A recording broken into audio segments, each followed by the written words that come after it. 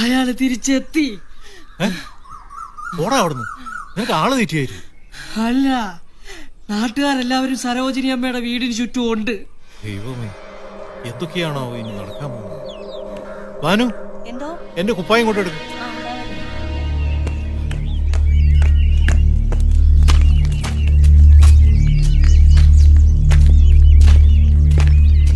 രാമ, എന്താണ് അവളെ കാണിക്കുന്നത്? എന്തിനാണ് അവൾ അകത്ത് കയറി കഥ കടച്ചത്? ഇക്കണ്ട ആളുകളൊക്കെ എന്തിനാണ് അവിടെ കൂടി നിൽക്കുന്നത്? ഞാനെല്ലാം പറയാം. നീ ഇപ്പൊ എന്റെ കൂടെ എന്റെ വീട്ടിലേക്ക് പോവാ, അവിടെ ഇരുന്ന് സംസാരിക്കാം. ഞാൻ എന്തിനാണ് നിന്റെ വീട്ടിലേക്ക് വരുന്നത്? ഞാൻ എന്റെ വീടിന്റെ മുറ്റത്തല്ല നിൽക്കുന്നത്. ഞാനെല്ലാം പറയാന്ന് പറഞ്ഞില്ലേ രാഘവ? ഞാൻ പറയുന്ന കാര്യങ്ങൾ നീ സമയത്തോടെ കേൾക്കണം. കാരണം കാര്യങ്ങൾ അങ്ങനെയൊക്കെ സംഭവിച്ചു പോയി. എന്താ രാമ നീ പറയുന്നത്? എനിക്കൊന്നും മനസ്സിലാവുന്നില്ല. ഞാൻ പറയാമെന്ന്. ചേട്ടാ, അയാള് കള്ളും കുടിച്ച് വെളിവില്ലാതെ ആയിരിക്കും വരുന്നത്. അതിനു മുമ്പ് രാഘവൻ ചേട്ടനെ ഇവിടുന്ന്